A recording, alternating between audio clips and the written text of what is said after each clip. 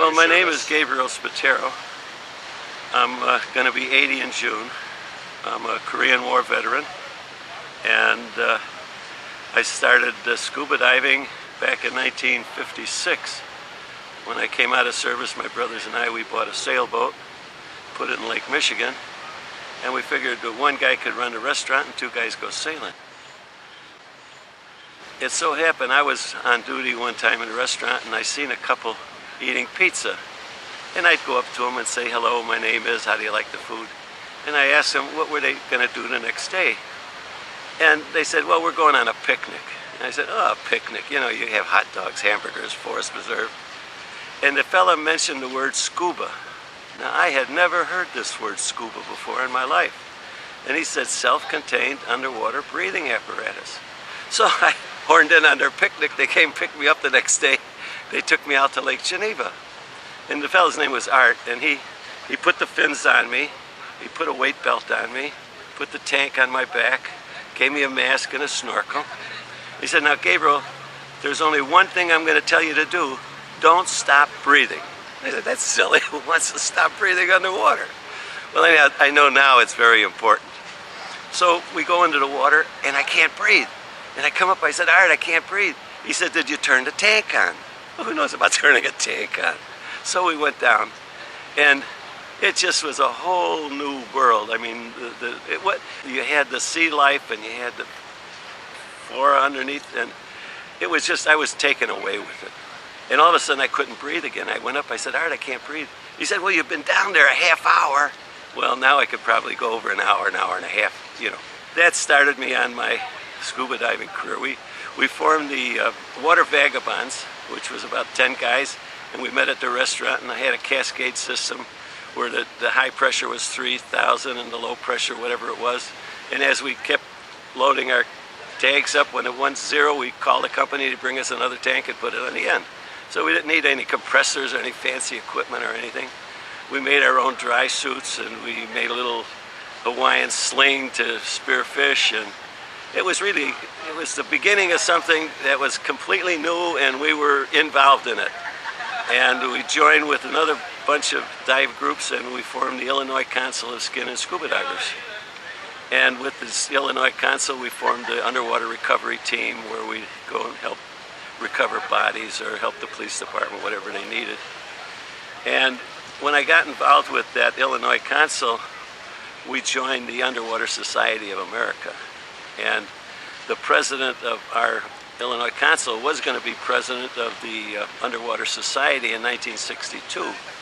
So he said, Gabriel, as long as you're in the restaurant business and I'm going to be president, and we're going to have a convention in Chicago, why don't you be my chairman of my convention? I said, sure, there's no big deal. And then he mentioned that Italy was, Kresge, a fin manufacturer, was making a statue of Christ. They call it Christ of the Abyss in Italy. And they were going to donate that statue of Christ as a 9-foot bronze statue to the American divers and those who work and live at the sea and die in the sea, you know. I said, gee, that sounds great. I said, what kind of budget you got? He said, there is no budget. Well, I heard that before.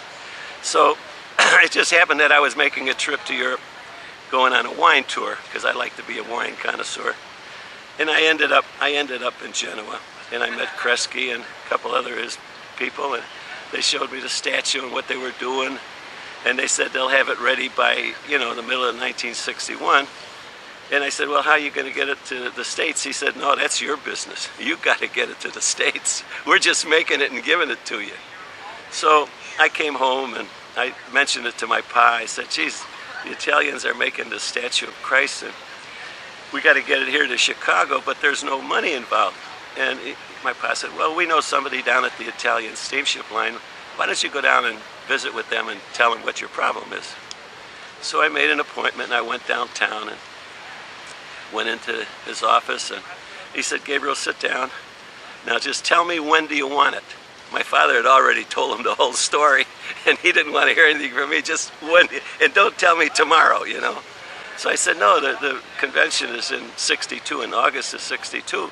As long as it's here by the 1st of August, we're set. He said, okay, it's all taken care of. So I walked out. Well, the beginning of August, I get a call. The statue's on its way down to Chicago. And I called the president and told a couple other people, and we went down to meet it at Navy Pier, and we took some publicity pictures, you know. And this was, I mean, a 9-foot bronze statue. It was really overtaking, with the hands up in the air looking up.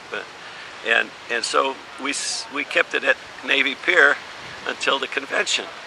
Well, I had to bring it into the hotel and up to the banquet floor where we're going to have the banquet. So I went to the manager and I said, I got this 9-foot bronze statue that I want to dedicate at the diving banquet, and we got to bring it up to the 2nd floor. He said, well, we're a union house. As long as you get the union to carry it, we're okay. So I went to the union, and the union said, well, geez, that statue, that size, it'd be about a $1,800 job. We'll only charge you $900. Okay. Well, I didn't pay anything to bring it and store it. I wasn't going to pay $900 just to take it up 2 floors. One of the guys in my group was a package handler for TWA, and he was union.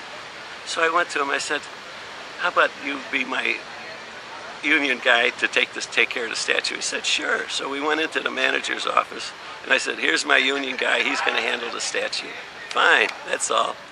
And I had plenty of young guys and healthy guys, and a friend of mine had a trucking company. He trucked it over to the hotel, and we brought it up in the elevator, and we put it in the banquet room, and I had a friend who was a florist, and he put flowers and everything around it, and my cousin was a reporter for the Daily News. That was back then. And he had a missionary guy who wrote the litany for it. So we had a litany, and we had the flowers and the statue, and it was a beautiful party and dedicated, and everybody had a lot of fun. But now I can't bring the statue back to the Italians. They're finished with me. And where am I going to do with the statue? Well, my friend at TWS said, bring it to O'Hara. We got a big hangar there. We'll stick it in the corner, and when you're ready to ship it to Florida, we'll do it. So we took it over to O'Hara, and now this is in August, and I'm thinking, how do I get the statue to Florida? Well, one of my customers was a member of the National Guard in Chicago, and he said, Gabriel, we've got planes flying to Florida all the time because there's that missile crisis in Cuba, and they're empty. We just put it on one of those planes and bring it down to Florida. I said, gee, that's terrific. So we took it from TWA and went over to the National Guard hangar, and there it stood. The crisis was over, the statue was still in the hangar. October, November, December, the statue's still in the hangar at National Guard. It's a winter night in December, and I'm working a banquet in tuxedo, snow outside. I get a call. There's a plane at O'Hara ready to pick up the statue. Well, I had told Florida what we were doing, and they found a Navy plane to come up here to pick it up and take it down to them. So I called Phil, the fellow the National Guard guy, and his wife said, his mother said, geez, Phil's with his fiance, and I don't know if I should give you her number. I said, you gotta give me her number, it's important. So she did, and I called the number, and a nice, pretty voice answered, hello, you know, cheerful. And I said, hello, this is Gabriel, I have to talk to Phil.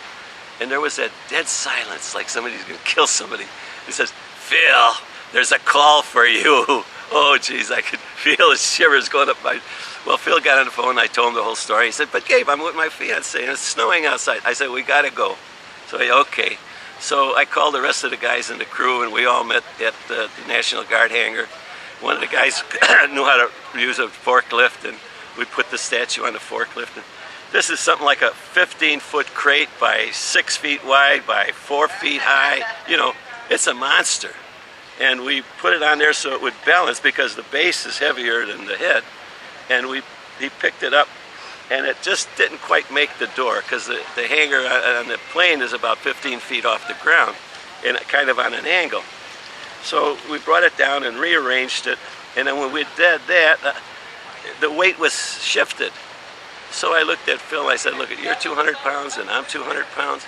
We'll sit at this end of the crate, we'll balance it, and we'll take it up, and then we'll pull it onto the airplane, right? No problem there. So he said, okay, he agreed with me. I don't know why, but he did. And the guy took us up, and he shifted to get it into the door, and just when he did, the crate moved. And the tip of the crate caught inside the door. Otherwise, it would have gone down. And Phil looked at me, and he said, you know, Gabriel, we could have crashed. And I said, yeah, but Phil, we would have crashed with Christ, you know. So we pulled it onto the plane, tied it all down, went back on the forklift. The plane took off and went to Florida, and that was that. Not a dime. Everybody was so helpful, and everybody was so involved, and it was just a good bunch of people doing it. I've been diving then since then, but 3 years ago I got this macular degeneration. They determined I was legally blind, and I couldn't drive anymore. I couldn't read the newspaper or my mail. And the VA sent me to Hines VA Hospital. And when I'm there, I find out that there's a group of blind guys learning how to scuba dive. Now, what the blind guys want to do scuba diving? So anyhow, I joined with them. And I found out that this group, Diveheart, whoever it was, was teaching these guys how to scuba dive in tanks. And then they were taking them to Cozumel for a trip, And I said, geez, that's great, I'll go with them, So it was a free ride to Cozumel. And I got in with Diveheart and this blind group, and I was still in that depressed state because I just gotten into this condition. But being with those 6 guys, and they were so positive, not a negative word came out of them, that let's go, let's do it, what are we doing tomorrow? Here we are. And it was just phenomenal how they said, Gabriel, you can see a little bit, get out of that depressed state and start doing things, So then I found out about Diveheart, and Diveheart is that kind of group of people who dedicate themselves to helping others who have disabilities to make possibilities out of disabilities. And I've been diving with Diveheart and seen them do things where fellas in wheelchairs get into the water, and all of a sudden that fella has mobility and he's away from that gravity. And people without arms, they're swimming underwater, and it's just fantastic. It really is. And anything I could do to help Diveheart, I certainly would.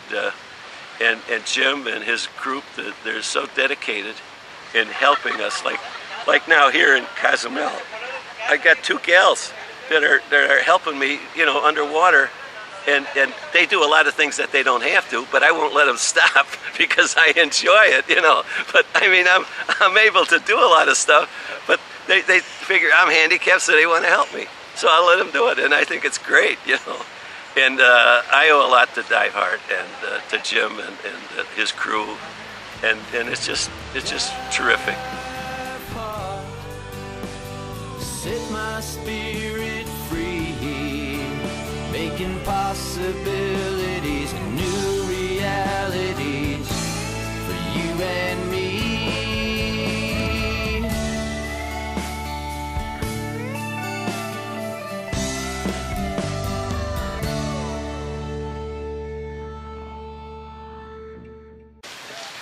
Is my hair all right? Huh?